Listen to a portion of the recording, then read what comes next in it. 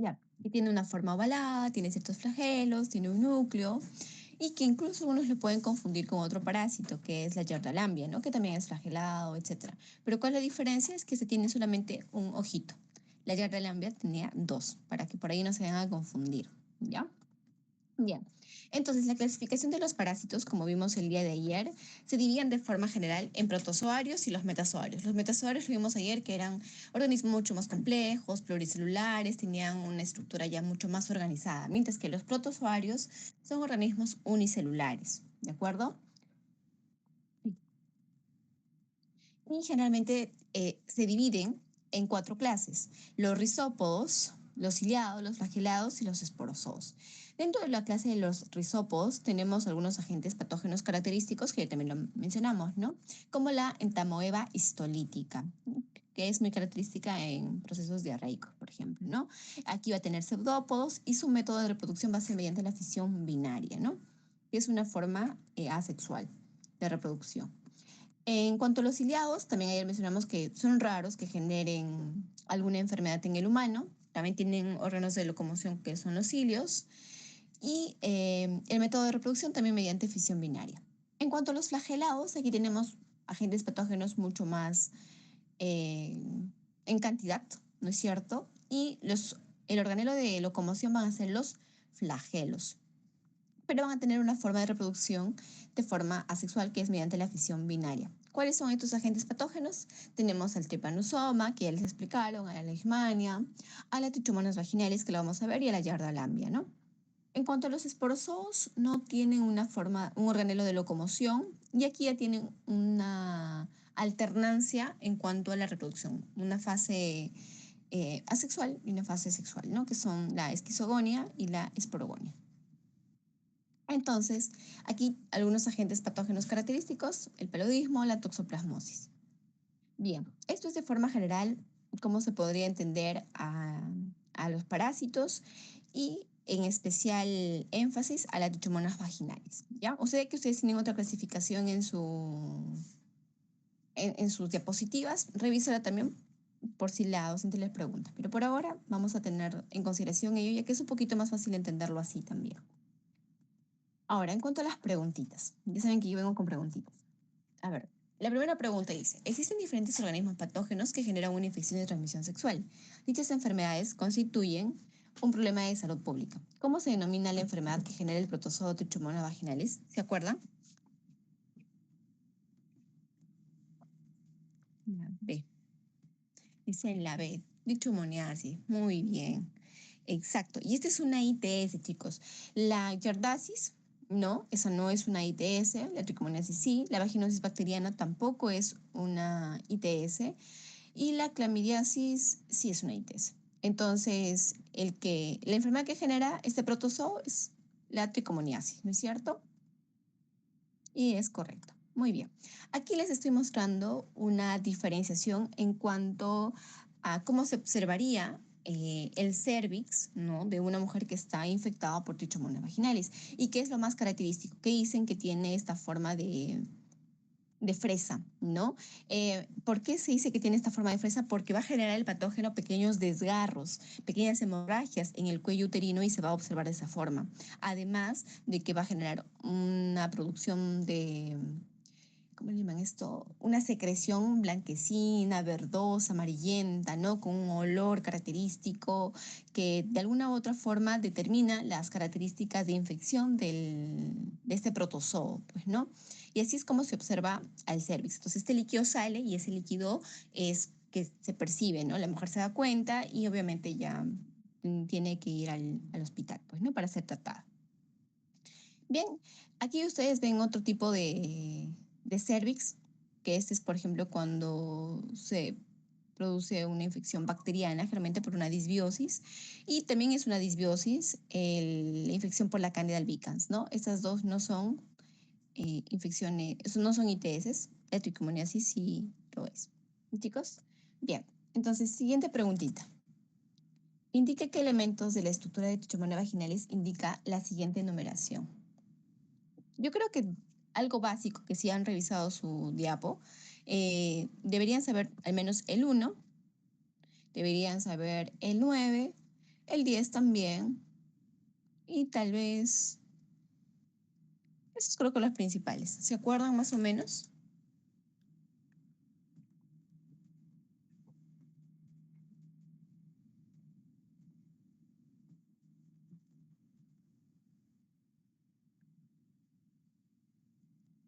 Vamos a leer algunas pistas. Ya, vamos a ver. Primero, recordar que tiene una forma oval, una forma piriforme, mide de 7 a 15 micrómetros, ¿no? Va a estar constituido por diferentes estructuras. Y hay una regla del 5-5. Se dice que tiene 5 flagelos, este que ustedes ven que está en la parte anterior, que son 4, más uno que gira de forma transversal. Y también tienen su núcleo 5 con cromosomas. Por ahí de repente se les pueden preguntar, ¿no? Por eso le he puesto regla 5-5. Ahora, eh, como uno, ustedes ven que son los flagelos anteriores. Este le va a permitir moverse, ¿no? Dentro del lugar en el cual se encuentre. Otro que también deberían saber es la 4, que es esto como, mm, parece otro flagelito, pero no es un flagelo, que está de forma longitudinal, ¿no? La costa, que le sirve más que todo un poco para adherencia, que fue también o sostén, ¿ya? 5, que son las fibras parabasales, para adherencia. Otro que es el 7, que es un flagelo posterior, ¿no? Por eso cumple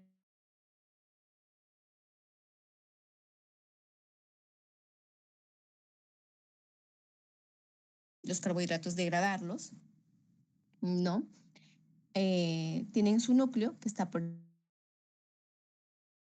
número 10, que vimos que tiene 5 cromosomas, y eso es lo más característico que deben saber, además del 9, que es el axostilo. Este axostilo se dice que funciona como un medio de fijación, ¿no? Para incluso esta reacción que puede ver antígeno a anticuerpo dentro del cuerpo, ¿no? De la persona. Entonces sirve para ello el axostilo. Y ahora viene una preguntita con respecto a ello también. Aquí una imagen a microscopio electrónico, ¿no? De barrido para que también lo puedan ver cómo es este flagelo, ¿no? Cómo se observa en la microscopía electrónica. Entonces, la siguiente preguntita dice, determine la proposición incorrecta sobre la función de algunas estructuras de trichomonas vaginales. Es más o menos como también les pueden preguntar.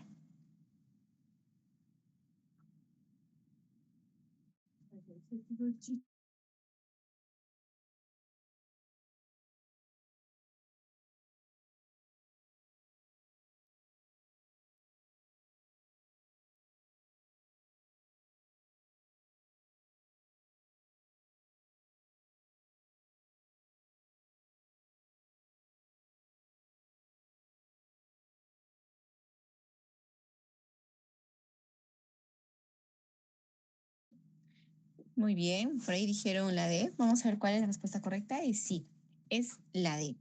Veamos, la costa, al igual que el axosilo, tiene una función de sostén, así es, chicos. Como les mencioné, tiene una forma de sostén, también lo dice en su teoría. Los hidrogenosomas son importantes en la fermentación del piruvato, claro que sí, para que puedan eh, degradar, por decirlo así, el glucógeno, ¿no es cierto? Y con ello la fermentación del piruvato. Los flagelos sirven para la locomoción del parásito, claro, recuerden que siempre los flagelos, hilos tienen una función de movimiento, de locomoción. Ahora, tienen estructuras similares a los peroxisomas. Su teoría dice que no tienen peroxisomas los trichomonas vaginales, ¿no? Tienen hidrosoma, hidrógeno, eso, hidrógeno, ¿ya? Algo con el hidrógeno. Entonces, la costa opuesta al oxostilo, ambas estructuras de stem con gran cantidad de gránulos siderófilos, ¿no? Catalasa negativo, lo que indica que carecen de peroxisomas. Aquí nuevamente la estructura y lo que ya mencionamos, ¿no? Tienen que recordar entonces sí el flagelo, los 4 flagelos anteriores, el posterior, el axostilo que sirve para sostén, ¿no es cierto? Así también como en la reacción inmunitaria y el núcleo, ¿no? Que tiene sus 5 cromosomas. Eso básico y con ello creo que pueden salvar varias preguntitas que puedan surgir. Siguiente preguntita. Indique qué proposición es correcta con respecto a la trichomoniasis. Ya la enfermedad. Una cosa es el parásito, que es el Trichomona vaginalis, ¿no? El protozoo, y otra cosa es la enfermedad que genera, que ya es la tricomoniasis.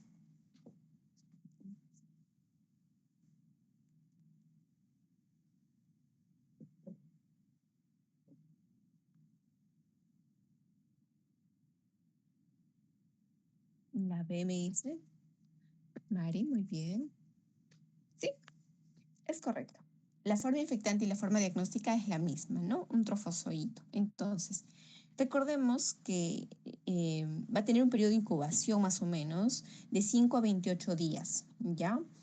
Eh, Generalmente este protozoo no va a generar toxinas extracelulares, ¿no? Sino por sus medios de fijación, que son varios como han visto, le va a servir a que pueda ingresar, pueda anidarse, por decirlo así, y va a generar una reacción humoral, celular, ¿no?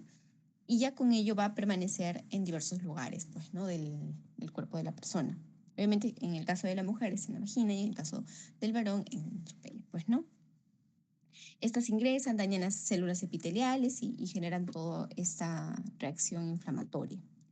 Adicionalmente, lo que también les quería comentar es que no se genera una inmunidad. No es que, por ejemplo, como sucede en la mayoría de patógenos, que cuando uno se infecta, nuestro cuerpo reacciona, ¿no? Con los anticuerpos y estos ya quedan algunos de forma permanente. En este caso, la cantidad de anticuerpos que se puede generar no va a servir o no va a ser tan significativo para que genere una inmunidad. Es decir, si una persona se vuelve a infectar, le va a dar nuevamente la enfermedad, ¿no? No es que lo va a proteger, como puede suceder en otras enfermedades. En este caso no es así.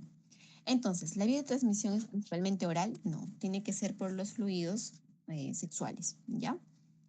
El periodo de incubación es de una semana, ¿no? Hemos visto que es mucho más, ¿no? De 5 a 28 días incluso. ¿Es fácilmente eliminarlo por medio de la orina? Tampoco, porque puede tener periodos de fuera, digamos, de la uretra, fuera de la vagina, mucho mayor. Entonces es resistente, ¿no? Y la forma de infección es básicamente por contacto sexual, chicos. Contacto sexual, por eso es una enfermedad considerada como una ITS, una infección de transmisión sexual, ¿no es cierto? Y tanto la forma infectante como la forma diagnóstica es la misma, que es esta forma, pues, de trofozoito que tiene, ¿no? Donde están sus flagelos y todo lo que ya hemos comentado. Siguiente pregunta, entonces. Indique qué proposición es incorrecta con respecto a la sintomatología y el tratamiento de la tricomoniasis.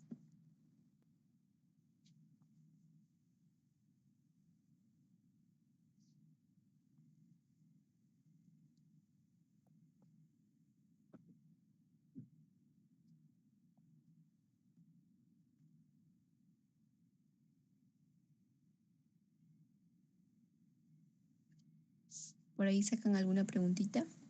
¿Alguna respuesta, chicos?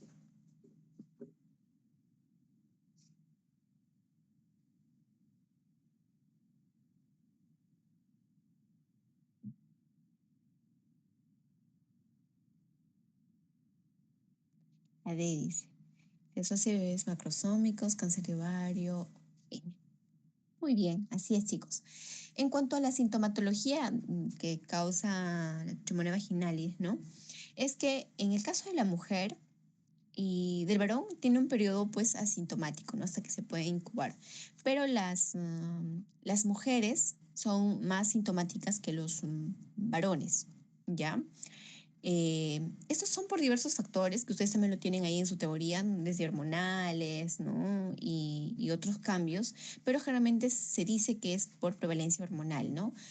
Y hay periodos incluso en los cuales disminuye nuestro sistema inmunológico, que es el periodo de la menstruación, ¿no? Disminuyen los estrógenos, con ello la respuesta inmunitaria también. Entonces, la mujer es más sintomática que el varón. Y algo adicional es que a veces es común solamente darle tratamiento a la mujer y no al varón, cuando debería de ser a ambos, ¿ya? Porque el contacto es mismo. Los varones, como no presentan clínicas, realmente a veces no van al médico y no reciben tratamiento, ¿no? Pero tienen el parásito. ¿Produce un flujo maloliente, color verde amarillento? Sí, hemos dicho que esto es característico. Recuerden, este flujo y es un 75% para la mayoría de pacientes mujeres, que también lo puedan considerar. Entonces, es uno de los aspectos clínicos más importantes a considerar para la tricomoniasis. Puede generar ardor después de orinar o eyacular. En el caso del varón, así es.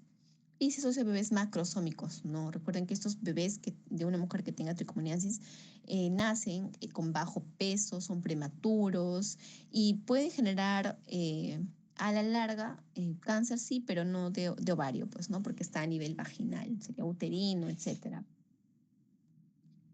Bien, entonces las mujeres son más sintomáticas, los varones generalmente son asintomáticos y puede haber dolor al orinar, ojo vaginal maloliente, la dispareunia, ¿no? Que son dolor en las relaciones sexuales y secreción inusual en el caso del varón también. Y la última preguntita dice, en cuanto a la patogenia del protozoario Trichomonas vaginalis, ¿qué proposición es incorrecta?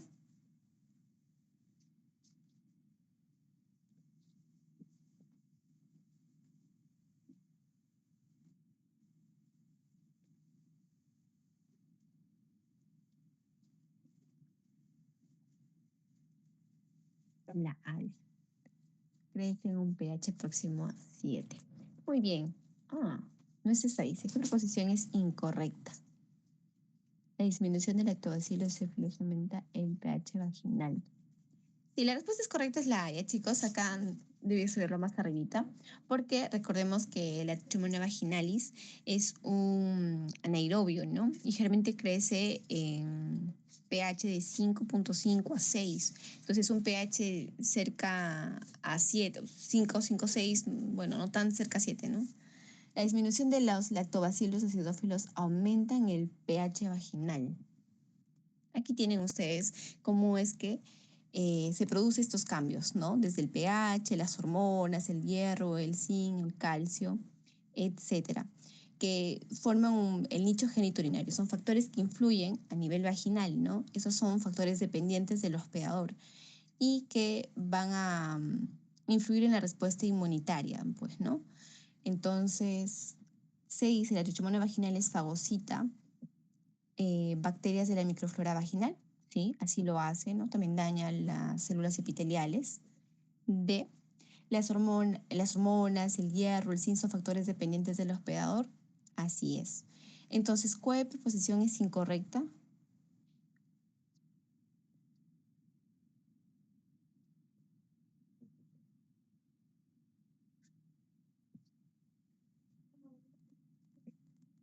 A ver, vamos a entender la preguntita y a ver cómo la formulé la pregunta, ¿ya? Dice, sabemos que el pH vaginal es ácido, ¿no es cierto? Entonces va a ser pues menor a 7.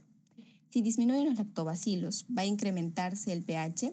Eso es correcto. Por ende, la respuesta que mencionaron es correcta, ¿no? Porque nos piden la proposición incorrecta. Entonces, sí, sí está bien, es la A, chicos, como mencionaron ya.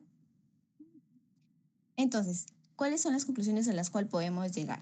Primero, la Trichomona vaginalis es un protozoo flagelado. Acuérdese de eso, ¿no? Que crece en medios anaerobios y tiene una supervivencia de 2, incluso hasta 24 horas eh, fuera del lugar que habitualmente se ubican. En el caso de la mujer es la vagina y en el caso del varón es en la uretra, pues, ¿no? Ahora, la forma diagnóstica infectante es la misma, acuérdense, trofozoito. La regla 5.5 también no se vayan a olvidar, 5 flagelos, 5 cromosomas, ¿no? Genera una ITS o es una ITS, una infección de transmisión sexual. Los varones son más asintomáticos y las mujeres son más sintomáticas. ¿Y cuál es ese síntoma característico? La leucorrea, ¿no? Esa secreción blanquecinte, amarillento a verdosa, maloliente, etcétera. Además del prurito que puede haber, el dolor mismo, etcétera. El diagnóstico generalmente es preparaciones en fresco. Esa misma secreción lo llevan al microscopio, o sea, una gotita, la, la le ponen el portaobjetos y ahí la observan directamente. Esa preparación en fresco, como le dicen, van a observar a la tricomona, pues ahí, ¿no es cierto? O las tricomonas que puedan haber. El tratamiento es metronidazol, que con una dosis puede ser suficiente o incluso hasta una semana puede tener de tratamiento la paciente. Y algo que no deben olvidar, sí que tal vez deben llevarlo hasta la clínica, es que no se trata solamente a la paciente, que es la que llega con mayor frecuencia al médico, sino también a su pareja, para que no pueda haber nuevamente la infección. Y aquí una imagen resumen, pues, ¿no?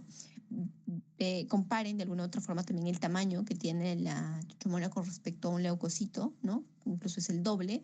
Aquí las estructuras más importantes son sus tilos, su membrana ondulante, su núcleo y los flagelos, ¿no?